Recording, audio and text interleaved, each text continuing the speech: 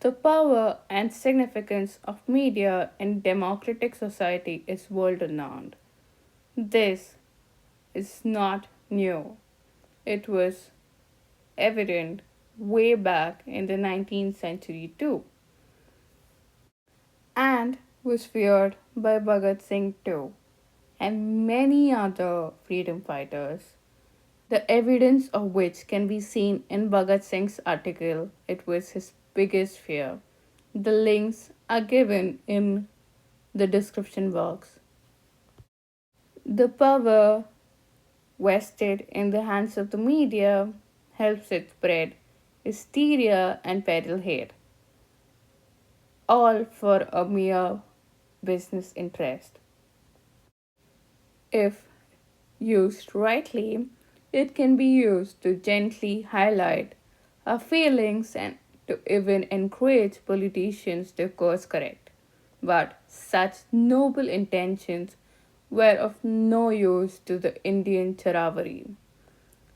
The comic magazine, published from Calcutta in the 19th century and modeled on the famous English magazine Punch, was unabashedly racist and aimed its vitriolic wit at the natives in general and Westernized Bengali in particular. Not surprisingly, it was a huge hit in circles populated by senior British civil servants, aristocrats, and the wealthy British elite in colonial Calcutta. What do you think he looks like? There isn't much archival material on his stint as editor, but Colonel Percy Wyndham is said to have launched and run the Indian Charivari in 1872. He is supposed to have been born on 22nd September 1833 on board a ship while it was in the English Channel. He tried his luck in various businesses during his stay in New York, but nothing succeeded. This was a time when Europeans were making a beeline for India, a land of opportunity to make their fortune. And he launched one of Imperial India's most talked about cartoon and comic magazines, the Indian Charivari, in 1872. But it seemed there was nothing Wyndham would not do. This career military man was also the impresario of a famous Italian opera company in Calcutta in 1874. Why would he do all this when he had no experience in the creative or performing arts? He was just a career military man.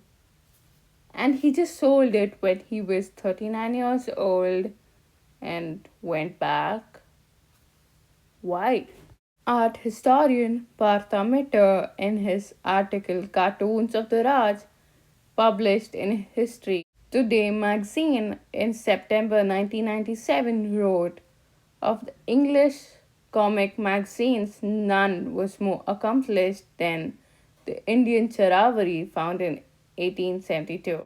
What provided the Indian Charivari its cutting edge was racial malice. Caricature thrives on consens, on a shared culture of us versus them. The joke is shared, and so is the hostility. The arresting quality of this comic magazine lay in its witty caricatures of the Bengali character, exploiting the existing views of the westernized Bengali as a buffoon with touching pretensions to rival the rulers in intellect and culture. These images were brought to you by the cartoon of the Raj.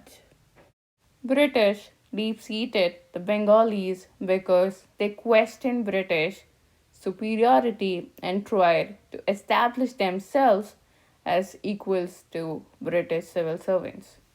Indian Charavaris, Babu Malice, a series of caricatures sneered at such ambitions. In fact, the Indian Charivari hit out at vernacular papers such as Hindu Patriot and the Amrita Bazar Patrika through its editorials and sketches because they challenged the racial slurs against Bengalis. Why would a soldier interested in abolishing slavery in the American Civil War suddenly turn racist? Was it a ploy? Let me tell you a secret. Yes, it was a ploy. Sir Richard Temple, a highest ranking civil servant of the British Crown in Imperial India, runs a comic magazine. It was done to foment racism, to spread hatred, and to create a divide. That was the dirty secret.